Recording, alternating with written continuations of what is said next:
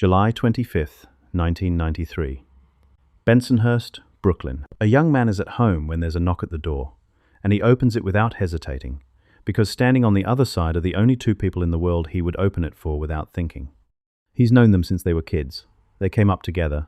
One of them is, by every account, his closest friend on earth. They come in. At some point, one of them asks for a drink, and he turns around to get it, because that's what you do when your friends are in your house. He is shot in the back of the head. They leave him where he falls, on the floor of his own home, and that is where his parents find him. His name was Paul Gulino. The crew called him Paulie Brass. He was the leader of one of the most violent young gangs in Brooklyn, and he'd spent his entire adult life trying to get made into the Bonanno crime family. He was, by most accounts, close to getting there. And the thing that got him killed was not a murder. He'd already committed one for the man who ordered his death, and it had made his reputation. What got him killed was that he put his hands on an old man and shoved him. Before we get into it, drop a comment and let me know where you're watching from. These stories travel a lot further than you'd think, and I like knowing who's out there. Now, this case doesn't get told much, and when it does, it usually gets flattened into a line about a young gangster who got too big for himself. That's not wrong, but it misses what's actually instructive about it, which is this. In the American Mafia, the thing that gets you killed is almost never the crime. Paul Gulino shot a man 5 rounds worth around the corner from a police station, and it made him a rising star. The organization was pleased. It got him closer to being made, not further away. What ended him was a shove in an argument. No injury, no weapon. A young man losing his temper and putting his hands on a man in his 60s, in a world where that specific gesture from that specific person to that specific man is the one thing that cannot be walked back. Understanding why a shove outranks a shooting is understanding how that entire world actually functioned. So let's go through it. Start with the neighborhood, because this crew came out of a very particular corner of Brooklyn at a very particular moment. Bath Beach and Bensonhurst in the late 1980s and early 90s were still deeply Italian-American neighborhoods, where the presence of organized crime was not a secret or a rumor, it was ambient. Kids grew up knowing which men on the block were connected, which social club you didn't walk into, and, crucially, that there was a visible ladder in front of them. In most neighborhoods in America, a teenager with no education and a bad temper has no obvious career path. In that neighborhood at that time, he had one, and everyone could see it. What made this moment different was timing.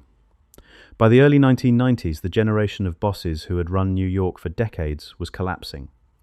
John Gotti was gone. The heads of the Lucchese family were gone or running. The Bonanno family's own boss had done time. The Colombo family had split into factions and started shooting at itself.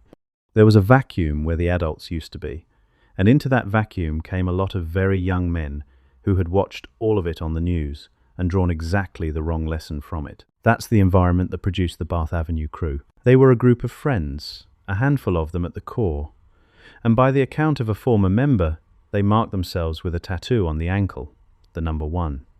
The meaning attached to it was the kind of thing you'd expect from young men who had watched too many films about this life. All for one, brothers until the end.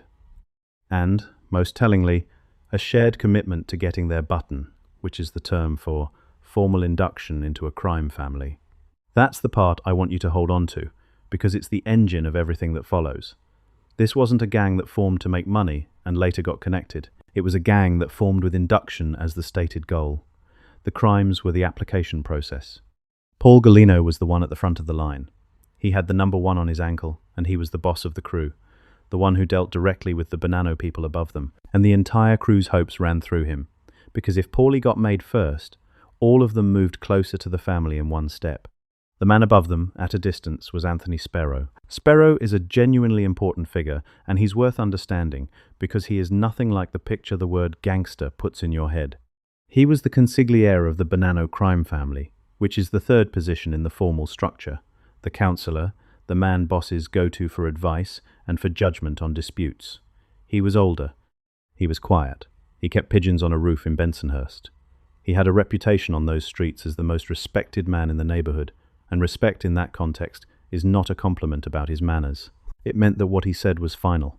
The Bath Avenue crew mostly didn't deal with Spero directly. They dealt with a more accessible intermediary, and messages moved down the chain to them. And then, by the account crew members later gave, a small-time burglar named Vincent Bickelman made the worst possible mistake available to a man in that neighborhood.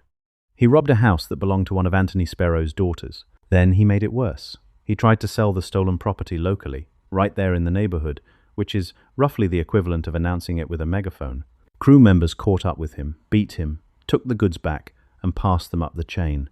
The message that came back down, according to the account given by a former crew member, was that Spero wanted him dead as an example. Sit with the proportionality of that for a second, because it tells you what this world actually valued.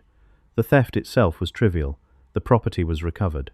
What could not be recovered was the fact that a nobody had gone into the home of the consigliere's daughter, and that people in the neighborhood knew it. The burglary was a property crime. The insult was a governance problem. And in an organization whose entire authority rests on the belief that certain people cannot be touched, a governance problem is the only kind that actually matters. Gulino took the assignment personally. This was his shot. He killed Vincent Bickelman, firing 5 rounds into him, and did it, by the account of crew members, around the corner from a police station. That last detail is not incidental. Nobody chooses to commit a murder next to a precinct because it's convenient. He did it that way because the point was not just to kill Bickelman. The point was to be the kind of man who would kill Bickelman there. It was a performance for an audience of exactly one, the old man on the roof with the pigeons, who needed to understand what Paulie Brass was willing to do. And it worked. The crew celebrated openly. They wanted the neighborhood to know they'd done it and who they'd done it for. And by the accounts of the men who were there, it cemented their standing with the Bonanno family. Gulino was on track. Induction was, in their minds, a matter of time. It's worth naming what that celebration actually was, because it's the tell for everything that goes wrong later. These were young men treating a murder as a career milestone, drinking to it in public, wanting to be seen having done it. Nobody in that bar was thinking about Vincent Bickelman, who was a drug user and a small-time thief and whatever else, a person who was alive that morning and wasn't by that evening, killed over property that had already been recovered. He barely exists in the retellings. He's the pretext. That's what he was to the Bath Avenue crew on the night they toasted his death, and it's roughly what Paul Gulino would become to the same organization about 3 years later. Now, here's where it turns, and the turn is entirely psychological. Getting made is not a scheduled event. There is no date, there's no exam you pass. The family opens its books when it decides to, and the decision sits with men above you who are under no obligation to explain their timing to anybody. For a young man who has just done the hardest thing that world can ask of him and been told it counted, that waiting period is a kind of slow poison. Gulino got impatient, and his solution to impatience was more violence. By the account of a former crew member, Gulino wanted a street war. He wanted Spero to authorize killings, to issue the death warrants that would let him carry a conflict all the way through, because he believed that a war was the fastest possible route to the button he'd been promised was coming. He wasn't asking for permission to defend himself. He was asking to be pointed at people. Spero said no. And that no is the whole story. Because Spero's reasoning is the reasoning of every experienced man in that world, and it's the exact reasoning Gulino was too young to hear. Wars are terrible for business. They bring police, they bring press, they bring federal attention, they get people indicted, and they cost far more than they ever return. The consigliere's entire function is to be the man who says no to this, who finds the settlement, who talks the young and the angry back down. Spero was doing his job precisely as designed. Gulino heard it as betrayal. The two of them had a loud argument, and in that argument, Paul Gulino put his hands on Anthony Spero and shoved him. Anthony Spero, according to the account of a crew member, did not shout, did not swing back, and did not threaten him. He turned his back and walked away quietly. That was the death sentence, delivered in silence. You have to understand what a shove means in that specific context to understand why. This is an organization where the entire architecture of power runs on the idea that certain men are untouchable, not physically stronger. Untouchable. That's the product. And when a young associate lays hands on the consigliere of a crime family, in front of anybody, he hasn't insulted a man. He has demonstrated, publicly and physically, that the untouchability is fake. That an angry 20-something can put his palms on the third most senior man in the organization and nothing happens. If nothing continues to happen, everyone watching updates their understanding of what the rules actually are.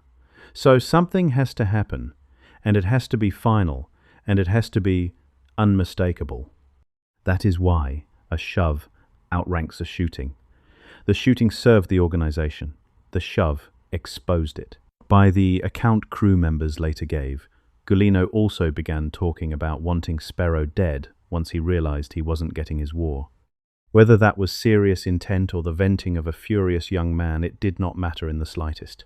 Once a sentence like that has been said out loud in that world, the distinction between meaning it and saying it stops existing. Now here's the part that shows genuine, cold expertise, and it's the reason this case stays with people. Paul Gulino was not an easy man to kill. He was violent, he was armed, he was young and physically capable, and by all accounts he understood the danger he was in. Men like that can be very hard to get to. They don't meet strangers. They don't walk into unfamiliar rooms. They watch doors. So the organization did not send strangers. On July 25th, 1993, 2 members of the Bath Avenue crew went to see him.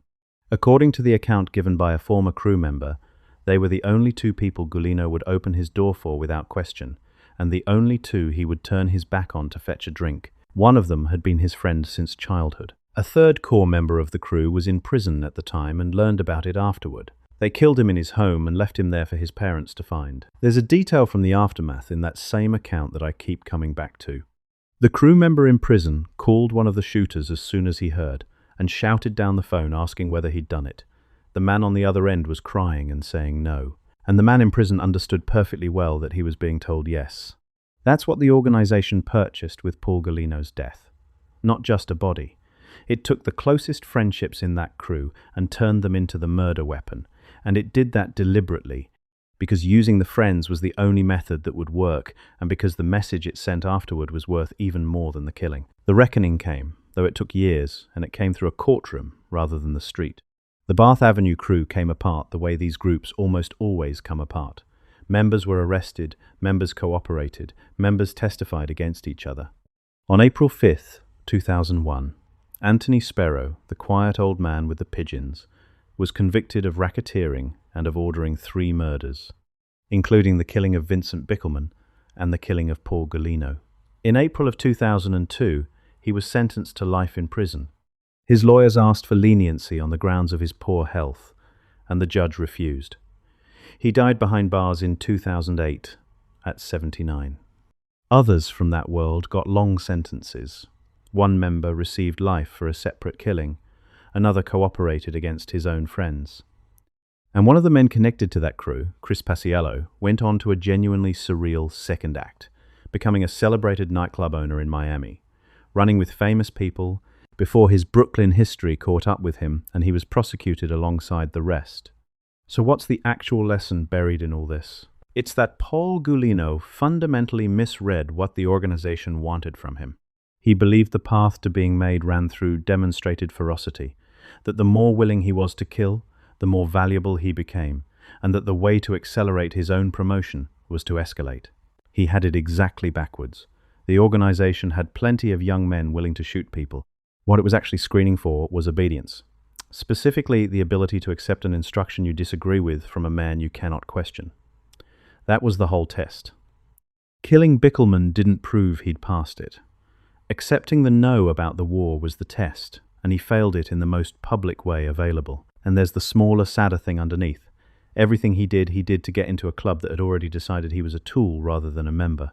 The crew tattooed a number on their ankles and told each other they were brothers until the end. 2 of those brothers shot him in the back of the head in his own home, on instructions from men who were not their brothers, in the hope of getting a little closer to a door that had never once opened for any of them. He was a young man who ran a crew that terrorized a neighborhood, who killed a stranger to impress someone he barely spoke to, and who died because he lost his temper for about 4 seconds. If you want more real history behind the headlines, subscribe. We put out a new investigation every week, and drop a comment below. Anthony Spero had a man killed over a shove that left no mark on him. Was that a boss protecting an organization that only works if nobody can touch him, or an old man's ego costing a young man his life?